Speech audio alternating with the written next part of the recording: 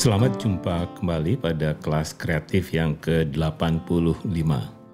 Saya Dhani Wahyu Munggoro dari Inspirasi Tanpa Batas atau InSpirit.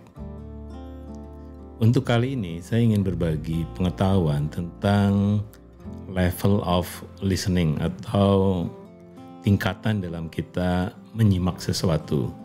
Hal ini penting untuk menjadi seorang fasilitator yang baik. Salah satu keterampilan nonverbal yang harus dikuasai oleh seorang fasilitator itu adalah keterampilan listening atau menyimak. Pada buku Theory of You, Otto Scharmer itu menyampaikan ada 4 tingkatan untuk kita menyimak sesuatu. Yang pertama sebenarnya adalah menyimak di dalam pengertian hanya downloading saja. Jadi apa yang didengarkan kita terima. Yang kedua adalah factual listening. Yaitu kita mulai mengamati fakta-fakta apa saja yang sebenarnya disampaikan oleh orang yang menyampaikan sesuatu informasi kepada kita sebagai fasilitator. Nah, yang ketiga sering disebut sebagai empathic listening. Bagaimana kita bisa memberikan kenyamanan ya bagi yang sedang menceritakan sesuatu bahwa saya merasakan apa yang sebenarnya disampaikan oleh pembicara tadi. Nah, yang keempat sebenarnya adalah yang disebut dengan generative listening. Kita menangkap makna-makna baru, hal-hal yang tidak terdengar menjadi sesuatu yang penting untuk disampaikan kepada yang kita dengarkan tadi.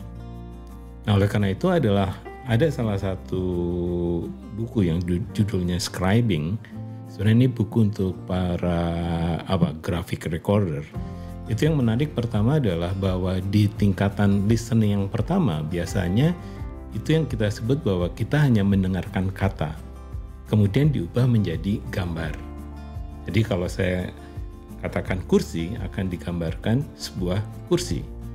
Kalau saya mengatakan ayam akan digambar ayam. Kalau saya mengatakan rumah akan digambarkan rumah. Jadi di dalam cerita ini sebenarnya adalah kita hanya mendengarkan kata-kata yang disampaikan oleh para peserta atau pembicara yang sedang menyampaikan pendapatnya. Nah, yang kedua, kita menginterpretasikan kata, ya. Kata sendiri ditafsirkan. Jadi bukan sekedar tadi air, gambar air ya, gelombang seperti itu, tetapi air kemudian tadi ditafsirkan menjadi sebuah fakta. Nah, ini yang paling penting adalah bagaimana kita menangkap sesuatu itu berbeda dari apa yang dikatakan. Ya, karena kita ingin menggambarkan sebenarnya fakta apa yang ingin disampaikan oleh para peserta ataupun pendengar. Nah, di dalam cerita ini kita justru bisa jadi berbeda dengan apa yang dikatakan oleh seseorang. Nah, disinilah peran fasilitator untuk melakukan parafrase atau melakukan pertanyaan reflektif untuk menangkap sebenarnya apakah kata ini yang dimaksud adalah bukan sekedar A tapi juga B dan juga C. Nah, di listening yang ketiga, di level yang ketiga, ini yang sebenarnya kemudian berbeda dengan yang kedua. Kalau yang kedua tadi adalah fakta-fakta dari sense yang kita tangkap, tetapi di dalam listening yang ketiga sebenarnya kita mulai mengkaitkan dengan sesuatu yang lain atau konsep yang lain dan sebagainya. Jadi di sini sebenarnya adalah masuk ke dalam lagi dengan empati. Kita ingin menangkap makna dari apa yang dikatakan oleh seseorang. Jadi di sini bisa jadi sebenarnya adalah ada penafsiran ya dari apa yang disampaikan oleh orang dengan makna yang ditangkap oleh fasilitator atau oleh peserta lain dengan tafsir yang berbeda, karena ada satu kata yang sama, kemudian faktanya sama, tetapi tafsirnya boleh jadi itu berbeda.